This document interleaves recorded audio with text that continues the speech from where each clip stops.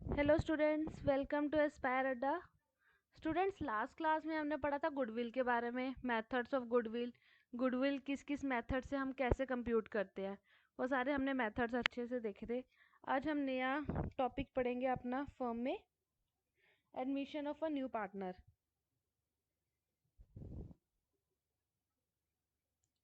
Admission of a new partner. Firm में नए partner को लाने का मतलब क्या है? सबसे पहले, अगर हमें फंड्स की रिक्वायरमेंट है, अगर हमें बिजनेस अपना एक्सपैंड करना है तो हमें फंड्स की रिक्वायरमेंट है, तो हम नए पार्टनर को लाएंगे अपने फर्म में। नए पार्टनर को लाने का मतलब है कि उसके साथ साथ कैपिटल आएगा, मतलब पैसा आएगा, फंड्स जो भी है वो सारा पार्टनर अपने साथ लेके आएगा। प्लस वो हमारे बिजनेस को चलाने में हेल्पफुल होगा। अगर तो वर्किंग पार्टनर है तो वो हमारे डे टू डे सारा कुछ देखेगा, एडमिनिस्ट्रेशन जो जो भी होगी हमारी, वो सब कुछ देखेगा नया पार्टनर। स्टूडेंट, अब जब नया पार्टनर हमारे बिजनेस में आ रहा है, सपोज हमारा बिजनेस चल रहा है इधर से 1 अप्रैल 2019 से हमारा बिजनेस चल रहा है, इधर आके हमारा नया पार्टनर आया है 1 अप्रैल 2020 को। ठीक है, हमने इधर लैंड, बिल्डिंग, एसेट्स खरीदे हुए हैं कुछ। सपोज लैंड हमारे पास 20 लाख की पड़ी है, बिल्डिंग हमारे पास पड़ी है 15 लाख की। ठीक है, इधर नया पार्टनर आया है हमारे पास, बिल्डिंग सपोज हमारी बढ़ गई है, 25 लाख हो गई है लैंड की वैल्यू, बिल्डिंग की वैल्यू भी बढ़ गई है, 20 लाख हो गई है। तो अब इधर नया पार्टनर एडमिट हुआ है, न्यू पार्टनर आया है, तो जितना भी increase in value of assets है, जैसे सपोज लैंड हमारा 5 लाख से इंक्रीज हुआ है, बिल्डिंग भी हमारा 5 लाख से इंक्रीज हुआ है, ये हमारे नए पार्टनर को मिलेगा इसका हिस्सा? द आंसर इज नो, नए पार्टनर को नहीं मिलेगा। सपोज इधर हमारे पार्टनर ए और बी है, सिर्फ नया पार्टनर हमारा सी 1 अप्रैल 2020 को एडमिट हुआ है, तो जो ये मतलब बिल्डिंग और लैंड की वैल्यू एप्रिशिएट बढ़ी है, तो ये सिर्फ ए और बी को ओल्ड रेशो में डिवाइड होगा। इसके लिए क्या होगा स्टूडेंट, हमारा रिवैल्यूएशन अकाउंट बनेगा, रिवैल्यूएशन अकाउंट। सपोज कोई खर्चा, क्रेडिटर्स है हमारे, क्रेडिटर्स बढ़ गए हैं, पहले थे 5 लाख, अब 7 लाख। लाइबिलिटी भी इंक्रीज हो गई है, 2 लाख से लाइबिलिटी इंक्रीज हो गई है। अब वो लाइबिलिटी हम पार्टनर सी को तो नहीं देंगे, वो लाइबिलिटी हमारे पुराने पार्टनर्स की है, ए और बी की है, वो भी हम ओल्ड रेशो में हम उसको डिस्ट्रीब्यूट कर देंगे। अभी रेशोज वगैरह हम सीखेंगे कैसे निकालते हैं, old ratio, new ratio, sacrificing ratio, ये सब कुछ हम देखेंगे। स्टूडेंट, सबसे पहले तो हम देखेंगे रिवैल्यूएशन अकाउंट अपना।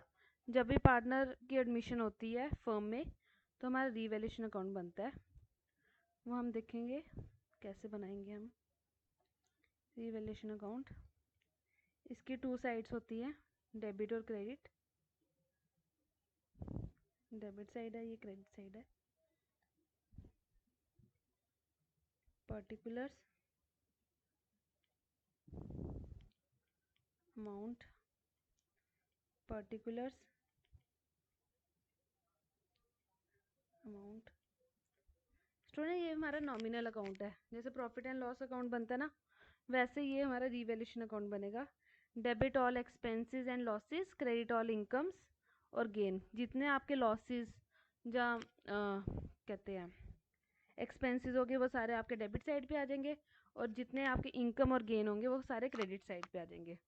अब रिवैल्यूएशन अकाउंट क्यों बनाते हैं? अगर हमारे मतलब एसेट्स की वैल्यू डिक्रीज हो रही है, लाइबिलिटी की इंक्रीज हो रही है, एसेट इंक्रीज हो रहा है, लाइबिलिटी डिक्रीज हो रही है, मतलब सारे जब से आपने बिजनेस शुरू किया है और तब तक जब तक नया पार्टनर आ रहा है उसके बीच जितना भी एसेट रीवैल्यू हो रहे हैं, मतलब इंक्रीज या डिक्रीज हो रहे हैं, वो सब आप इस अकाउंट में डालोगे, और उसके बाद जो भी निकलेगा प्रॉफिट या लॉस, तो उसको आप ओल्ड पार्टनर्स को ओल्ड रेशो में डिस्ट्रीब्यूट कर दोगे। स्टूडेंट, रिवैल्यूएशन अकाउंट आपको एग्जाम में बनाना तो नहीं आएगा, सिंपल वो पूछ लेंगे, अगर एसेट इंक्रीज हो रहा है तो वो डेबिट साइड जाएगा, जहाँ एसेट डिक्रीज हो रहा है तो वो क्रेडिट साइड क्या होगा, वो सिंपल ये पूछेंगे।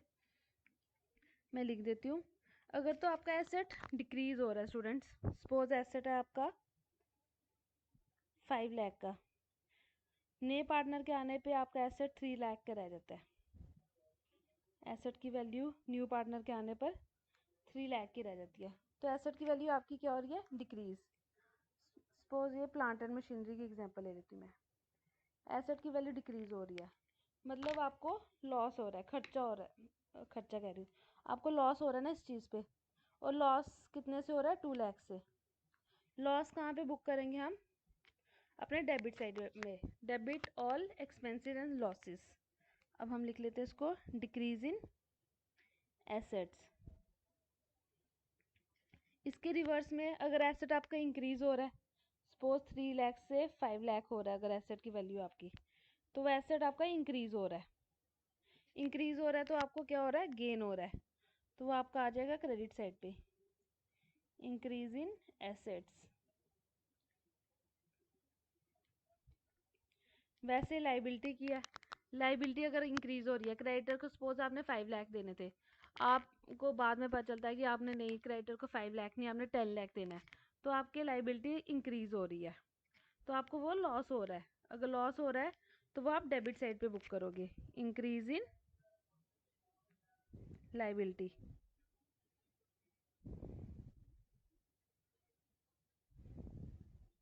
अगर लाइबिलिटी डिक्रीज हो रही है वो आपका गेन है, डिक्रीज इन लाइबिलिटीज के रिवर्स में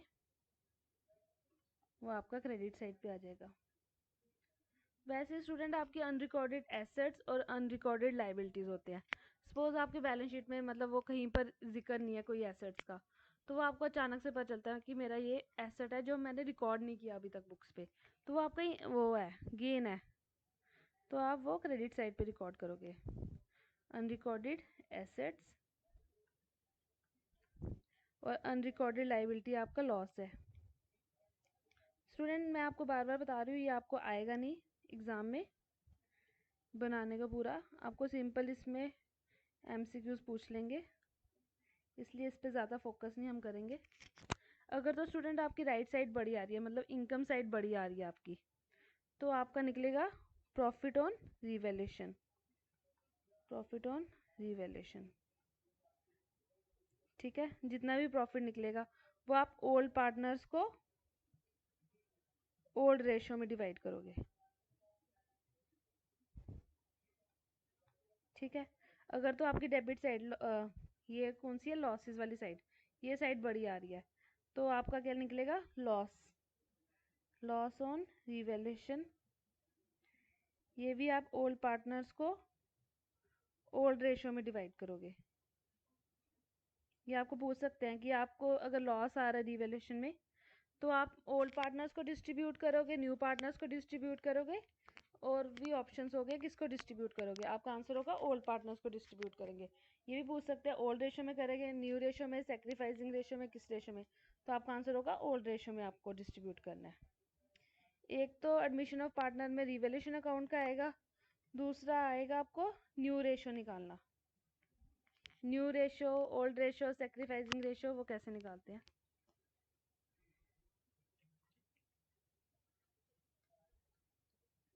स्टूडेंट इसमें ना मैं आपको केसेस के थ्रू समझाती हूँ अच्छे से कि कैसे हम न्यू प्रॉफिट शेयरिंग रेशियो निकालेंगे, ओल्ड रेशियो कैसे दी होगी, तो सेक्रीफाइसिंग रेशियो कैसे हम निकालेंगे। केस फर्स्ट लेते हैं हम सबसे पहले, A and B are partners sharing profit, sharing profits in the ratio 3:2. They admit C for 1/3 share in future. Calculate the new ratio.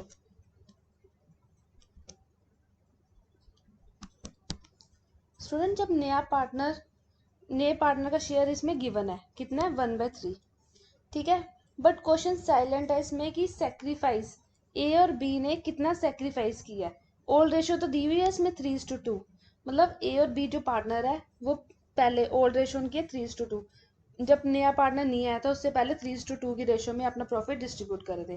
फिर नया पार्टनर 1/3 शेयर लेके मतलब एडमिशन ले रहा है, ठीक है, हमें बोला न्यू रेशो निकालो। अब इसमें नया पार्टनर आ रहा है ये बताया और उसका शेयर बताया 1/3, ठीक है। ये कहीं पर नहीं बताया कि ए और बी कितना सेक्रीफाइस कर रहे हैं नए पार्टनर को, ठीक है। अगर ये चीज नहीं दी है तो हम सेक्रीफाइसिंग रेशियो क्या मानेंगे, अपनी old ratio. If question is silent about sacrificing ratio, ठीक है, तो हमारा आंसर होगा, हम अज्यूम करेंगे कि ओल्ड रेशो ही हमारी सेक्रीफाइसिंग रेशो है, ठीक है। सबसे पहले तो ये कंसेप्ट लगेगा। उसके बाद हम टोटल शेयर को अज्यूम करेंगे 1, उसका भी मैं आपको रीजन बता देती हूँ। सपोज 3:2 है, 3:2 का मतलब क्या होता है, 3/5 प्लस 2/5। टोटल शेयर कितना बन गया 5, ये तो सबको पता ना, 3 + 2 5/5। टोटल शेयर क्या हो गया 1, इसलिए हम हमेशा अज्यूम करेंगे हमारा टोटल शेयर 1 है, ठीक है। उसमें से सी का शेयर अगर हम बाहर निकालते हैं, सी शेयर कितना है 1/3। 1 क्या है, share in firm, total share firm में कितना है 1, ठीक है। सीज का शेयर आ गया 1/3। रिमेनिंग प्रॉफिट कितना हो गया आपका, ये अच्छे से समझना, एग्जाम में आपको पूछ सकते हैं। टोटल शेयर था फर्म में 1/3 था सी का शेयर, और ए और बी का रिमेनिंग कितना रह जाएगा 3, एलसीएम आ जाएगा 3 - 1 2/3, ठीक है। अब हमें ये नहीं पता कि ए और बी कितना सेक्रीफाइस कर रहे हैं सी को, तो अगर क्वेश्चन इस चीज में साइलेंट है तो हम ये अज्यूम करेंगे कि ओल्ड रेशो में वो सेक्रीफाइस कर रहे हैं। इसका शेयर क्या होएगा नया वाला 2/3 रिमेनिंग प्रॉफिट है, इसको हम डिस्ट्रीब्यूट करेंगे 3/5 में। बी का शेयर भी वैसे निकल जाएगा हमारा। प्रॉफिट कितना सी का निकाल के कितना प्रॉफिट बचता है 2/3 सॉरी इंटू 2/5 ऐसे डिस्ट्रीब्यूट करेंगे। स्टूडेंट एक बार मैं फिर से बताती हूँ, टोटल आपका कितना है 1 में से हमने सी का शेयर अगर निकाल देते हैं तो हमारा रिमेनिंग प्रॉफिट बचता है 2/3। 2/3 को हम ए और बी में कैसे डिस्ट्रीब्यूट करेंगे, उनकी ओल्ड रेशो में। ओल्ड रेशो क्या है 3:5 और 2:5, तो हमारे ए और बी का शेयर निकल जाएगा नया वाला। ये कितना होगा 3 × 2 = 6, 6/15, ये आ जाएगा 4/15। सी का शेयर कितना है हमारा 1/3 आ रहा है, लेकिन 15 अगर सबका वो है तो हम इसको भी इक्वल करेंगे, 5 के साथ मल्टीप्लाई कर देंगे, नीचे 15 आ गया ऊपर 5 आ गया। न्यू रेशो क्या निकल रही है आपकी प्रॉफिट शेयरिंग रेशो 6:4:5, ये आपकी निकल रही है न्यू रेशो। ओल्ड रेशो क्या आपकी स्टूडेंट, ओल्ड रेशो थी आपकी 3:2। सेक्रीफाइसिंग रेशियो क्या होती है स्टूडेंट, सेक्रीफाइस हमेशा पुराने पार्टनर्स कर रहे हैं, क्योंकि अगर नया पार्टनर आता है तो पुराने पार्टनर को अपना शेयर देना पड़ता है। पहले देखो पुराने पार्टनर्स का शेयर था 3:2, अब पुराने पार्टनर्स का शेयर है 6:4, नए पार्टनर का 5 में है। तो हम सेक्रीफाइसिंग रेशियो कैसे निकालेंगे, रेशियो का फॉर्मूला क्या होता है, old ratio minus new ratio. ये हमेशा पुराने पार्टनर्स की निकलेगी, नए पार्टनर की नहीं निकलेगी, ए की और बी की। ए का ओल्ड रेशो कितना है 3:5 माइनस न्यू रेशो कितना है 6:15, 15 5 3 3 3 का 9 6 3/15, वैसे ही इसका आ जाएगा 2/5 ओल्ड रेशो माइनस न्यू आ जाएगी 4/15, 5 3 3 2 का 6 -4। ये तो सिंपल मैथ्स है, तो कितना निकल रहा है इसका भी स्टूडेंट, तो सेक्रीफाइस रेशो क्या आ रही है हमारी 3:2। मैंने कहा था ना, अगर क्वेश्चन साइलेंट है कि कितना सेक्रीफाइस करें ए और बी, तो आपने ये अज्यूम करना है कि ओल्ड रेशो में वो सेक्रीफाइस कर रहे हैं अपना। एक और हम केस देखेंगे, उससे आपको और क्लियर होगा। केस 2, इसमें ए और बी पार्टनर है, ए एंड बी पार्टनर है,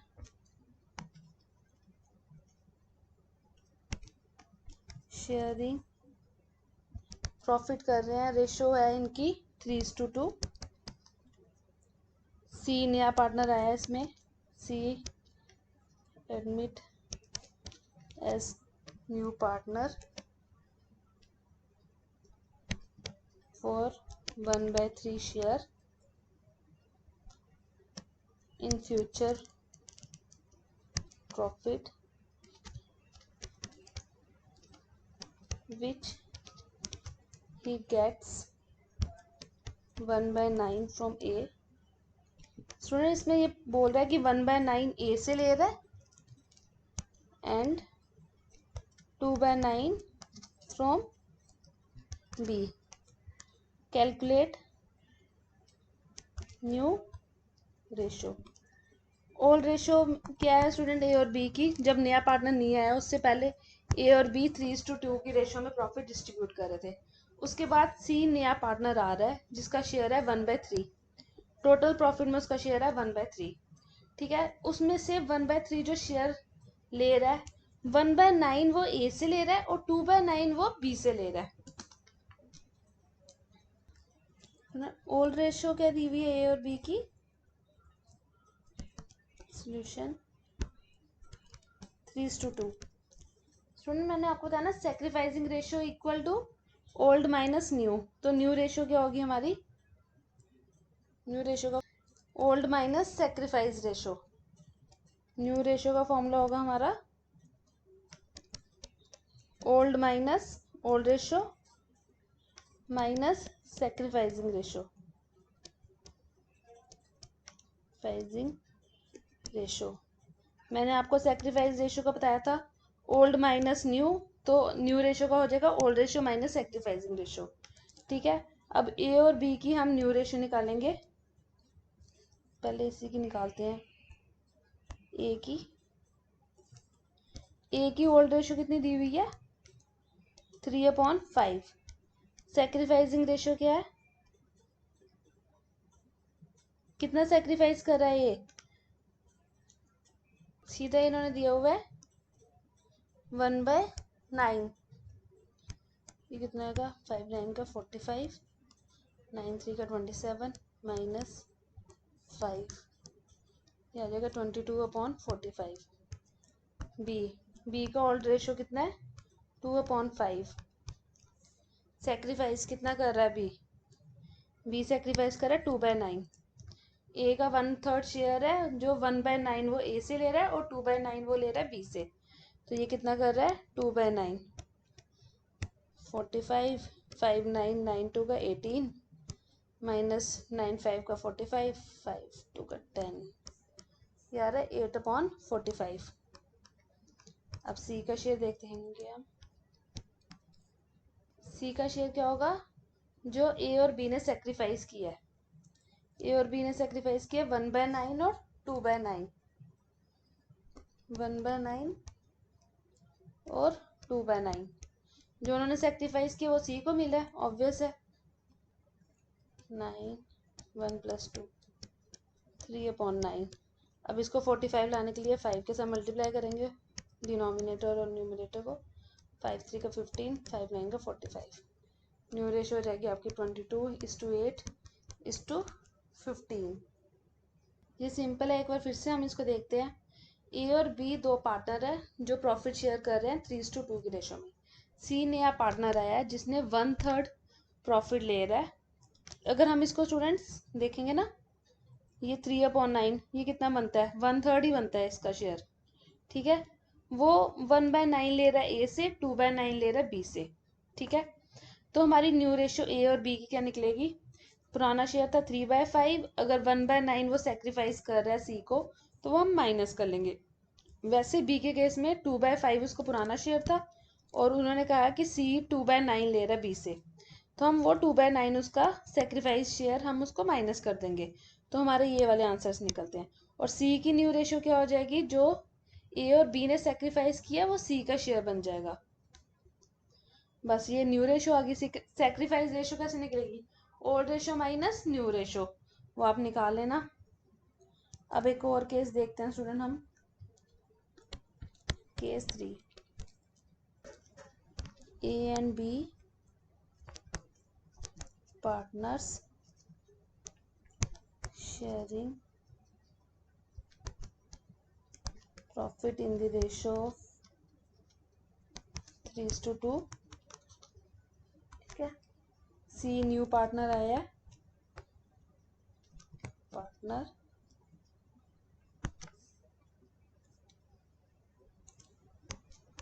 ए सरेंडर, ए ने सरेंडर किया है 1/3 ऑफ हिज शेयर, ठीक है, and B surrender 2/3 of his share. वो अपने शेयर का 1/3 और 2/3 शेयर कर रहे हैं इन फेवर ऑफ सी। 1/3 और 2/3 फ्रैक्शन दी हुई है, अपने शेयर का 1/3 और 2/3 शेयर वो सरेंडर कर रहे हैं in favour of, sorry,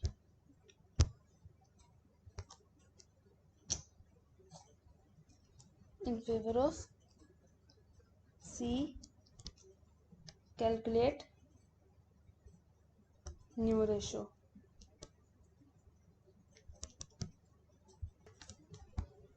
student new ratio हमारी कैसे निकलेगी, फॉर्मूला क्या लिखा था उसका हमने, old ratio minus sacrificing ratio. पिछले क्वेश्चन में तो सेक्रीफाइसिंग सिंपल सीधा ही दे दिया था कि इतना सेक्रीफाइस कर रहे हैं और इतना सेक्रीफाइस कर रहे हैं। इस केस में क्या किया हुआ, उन्होंने अपने शेयर का 1/3 और 2/3 अपने शेयर का सेक्रीफाइस किया है। ये थोड़ा ट्रिकी क्वेश्चन है। ए की न्यू रेशियो कैसे निकलेगी, ओल्ड रेशियो तो सीधा दी हुई है 3:2, मतलब 3/5।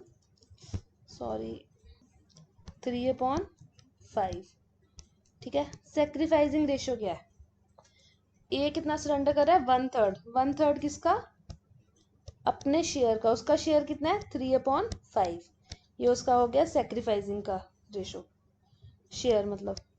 ठीक है, इधर नहीं, मैं इधर ही करती हूँ, 3/5, 5 3 का 15, 3,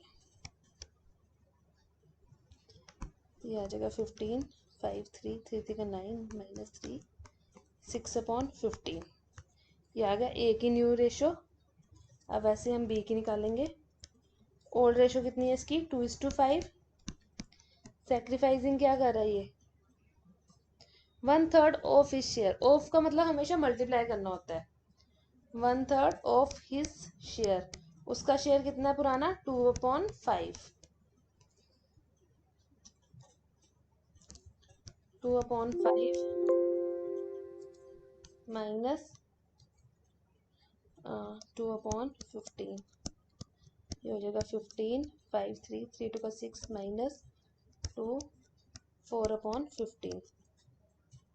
अब सी का क्या निकलेगा न्यू शेयर, जो ए और बी ने सेक्रीफाइस किया है। ए और बी ने क्या सेक्रीफाइस किया है, ये ए का सेक्रीफाइस है, ये बी का सेक्रीफाइस है। ए का सेक्रीफाइस हो गया आपका 3/15 और बी का सेक्रीफाइस हो गया 2/15, ये आ गया आपका 5/15। तो न्यू रेशो आपकी निकल जाएगी 6:4:5। सॉरी स्टूडेंट्स, बी के केस में वो सरेंडर करा 2/3 ऑफ हिज शेयर, उसका शेयर 2/5 है, इधर मैंने 1/3 लिख दिया था, 2/3 आएगा, ये आ जाएगा 4/15, 6 - 4 हो जाएगा आपका 2/15।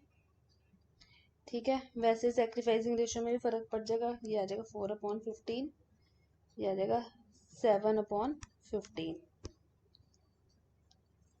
ये आ जाएगा 6:4:6:2:7, ये आपकी न्यू रेशो आ जाएगी। अब एक और केस देखते हैं, ये बिल्कुल सिंपल है।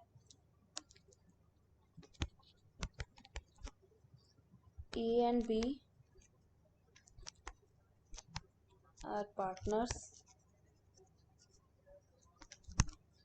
in the ratio 3:2. They admit C for 1/5 share, which he acquire entirely from A. Calculate new ratio.